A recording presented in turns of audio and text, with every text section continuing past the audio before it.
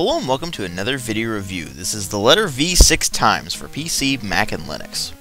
This review is coming to you courtesy of Kodapoika. He sent me this via the Humble Bundle, so it is greatly appreciated, so thanks.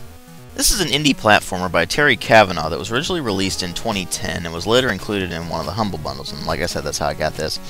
But I heard nothing but good things going into this. It is an extremely minimalistic platform game, which is really surprising that it got so much praise. And so I have to wonder, why did it get so much praise after all? I mean, it is minimalistic. And you can see from the graphics that it really looks like an Atari 2600 game. And that's kind of what they're going for. They're going for this really retro feel.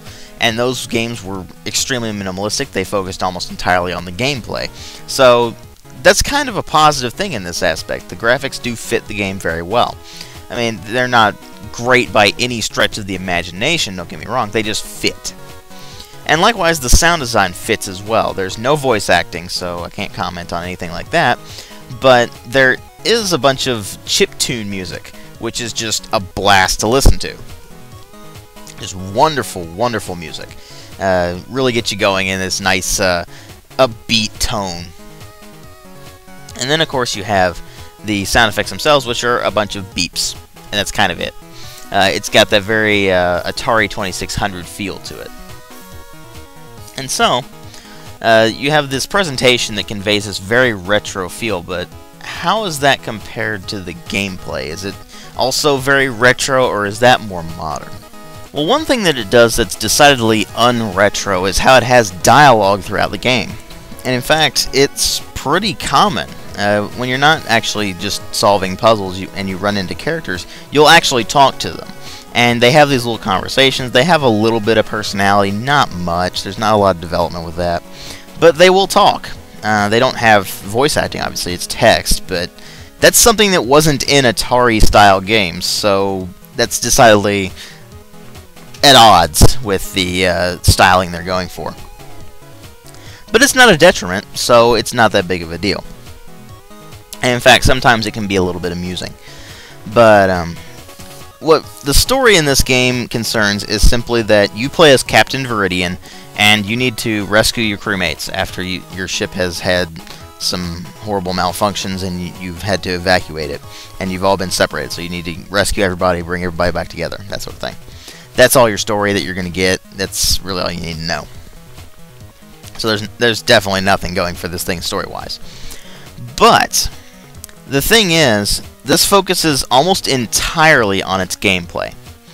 And its gameplay centers around one mechanic. You change gravity. That's it. That's the entire game in a nutshell. You change gravity from either going up to going down. That's it.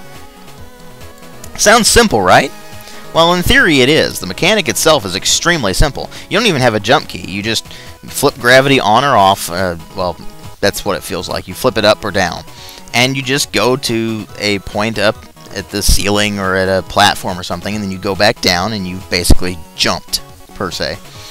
And that's kind of how the whole game is. You just go from point A to point B. You navigate these platforms and such with the gravity mechanic. The thing is, it can get deviously clever. So, you can have absolutely brutal puzzles in this game. And a lot of them center around the trinkets, which you can get trinkets to basically give you an achievement kind of thing. And it doesn't really do anything to it gameplay-wise, but it just gives you a little bit of unlock and a little bit of replay value if you go for that sort of thing, like a completionist. It also has a time attack mode, and so you can go through this game and try to get the highest score you can, well, the fastest time, I should say. And it comes with a level editor and user-created levels. So you have a lot of replay value in that, where you can go through and not just play through the storyline. I'm putting this in quotes. You're not seeing the quotes, but just playing through the storyline isn't all you have in this game anymore. And so, ultimately, there's quite a bit of replay value for it, and it's just fun. And I don't really know why it's fun. It's kind of eluding me. I don't really understand why I have fun playing this game. Maybe it's just the satisfaction of once you beat one of those brutally difficult puzzles, you just feel great.